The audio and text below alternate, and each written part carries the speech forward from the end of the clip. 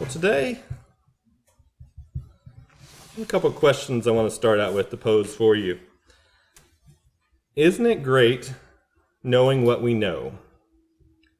Here we are attending services on this particular day of the week. We're pretty much set, right? Just keep doing what we are doing, and we'll make it into God's kingdom. But is that the right approach? Actually, I thought the listener comment there was kind of very interesting because it talks about knowledge, and we'll get into that right now. Most of us here were raised in what I call a knowledge-based faith. And hey, the knowledge is great, but knowledge in and of itself can lend itself to some problems. And I'm going to mention two right now. It can lead to self-righteousness and what I call going through the motions. Let's spend just a minute talking about the first one. I'm working on another sermon that really delves into that point about self-righteousness versus unrighteousness and whatnot, but let's at least read one passage that deals with this. Let's turn to Luke 18.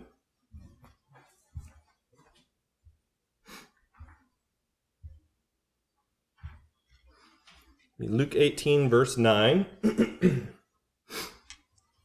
Also he spoke this parable to some who trusted in themselves that they were righteous and despised others. Two men went up to the temple to pray, one a Pharisee and the other a tax collector. The Pharisee stood and prayed thus with himself. God, I thank you that I am not like other men, extortioners, unjust, adulterers, or even as this tax collector. I fast twice a week, I give tithes of all that I possess. And the tax collector, standing afar off, would not so much as raise his eyes to heaven, but beat his breast, saying, God, be merciful to me, a sinner.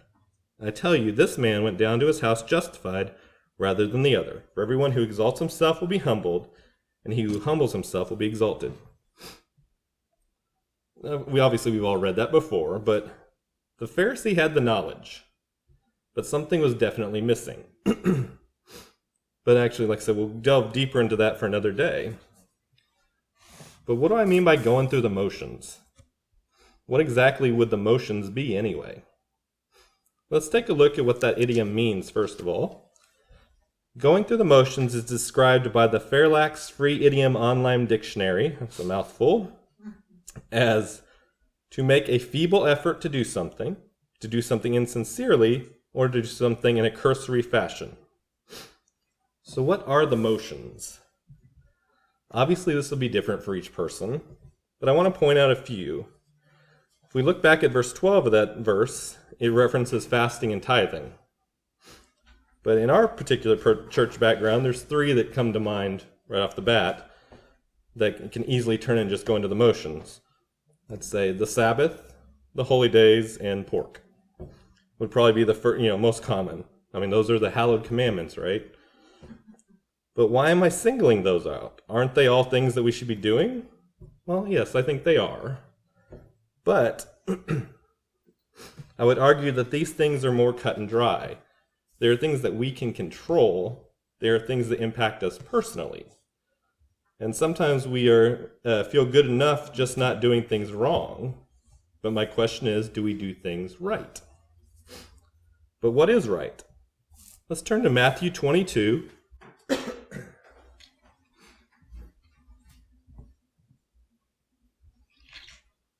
Matthew 22, verse 36.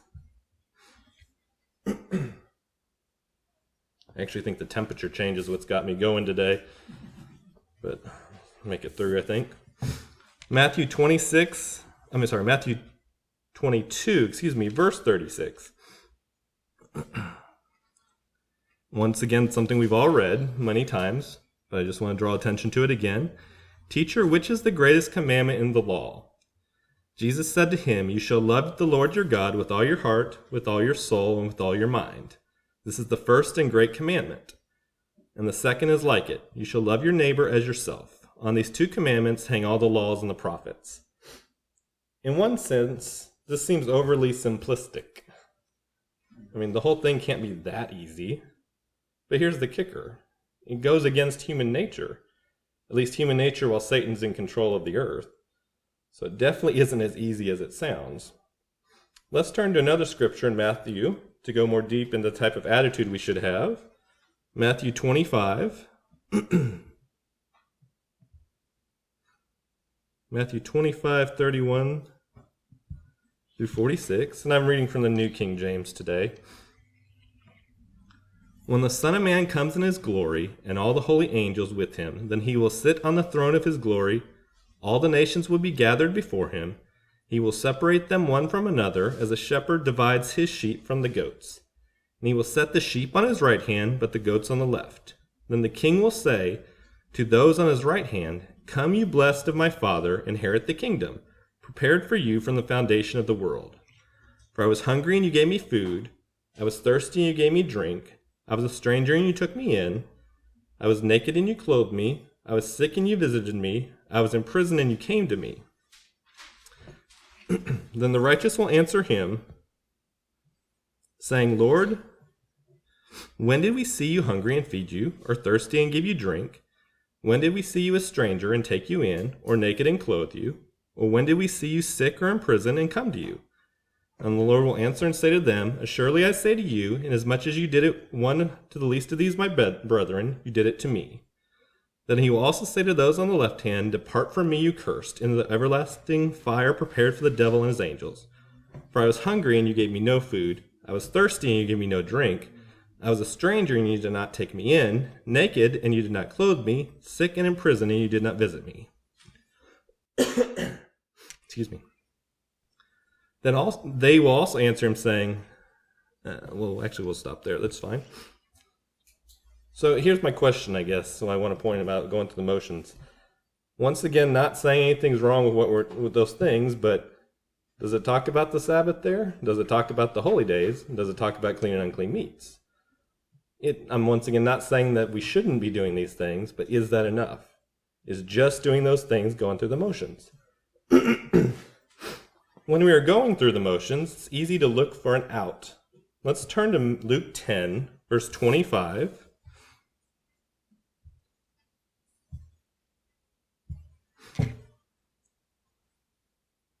And Luke 10, verse 25 through 37, to look an example of someone with that attitude, looking for the out. "And behold, a certain lawyer stood up and tested him, saying, 'Teacher, what should I do to inherit life?' He said to him, 'What is written in the law? What is your reading of it?'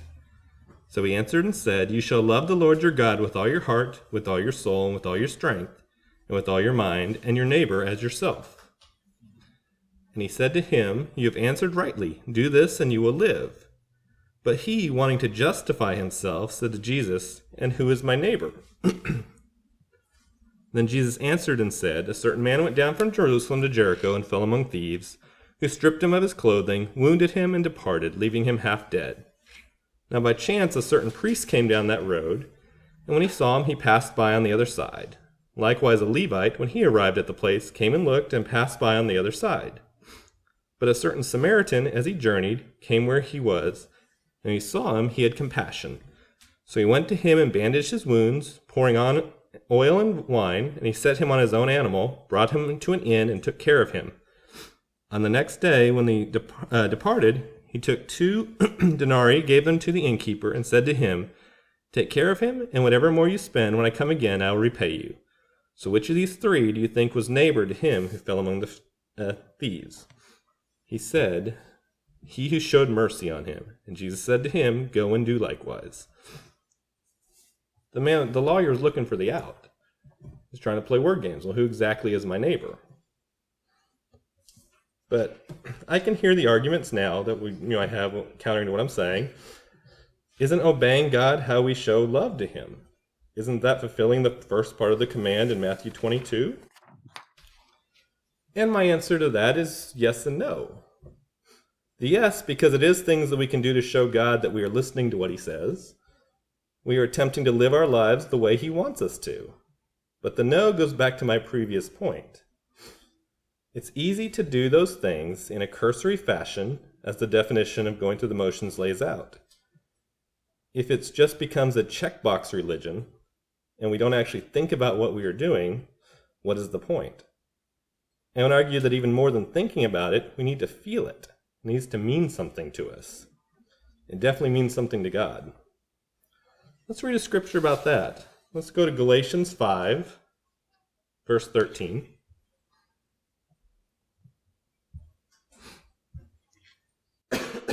Excuse me.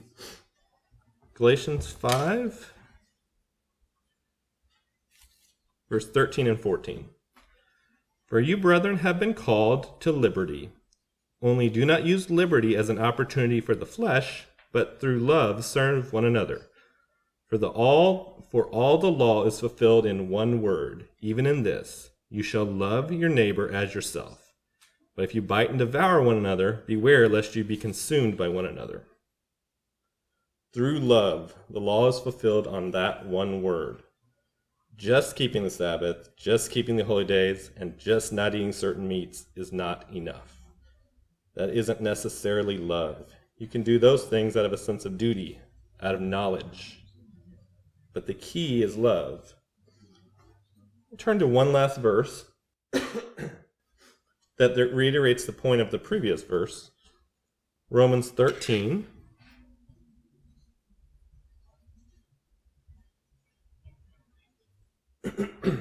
Romans 13, verse 8 through 14.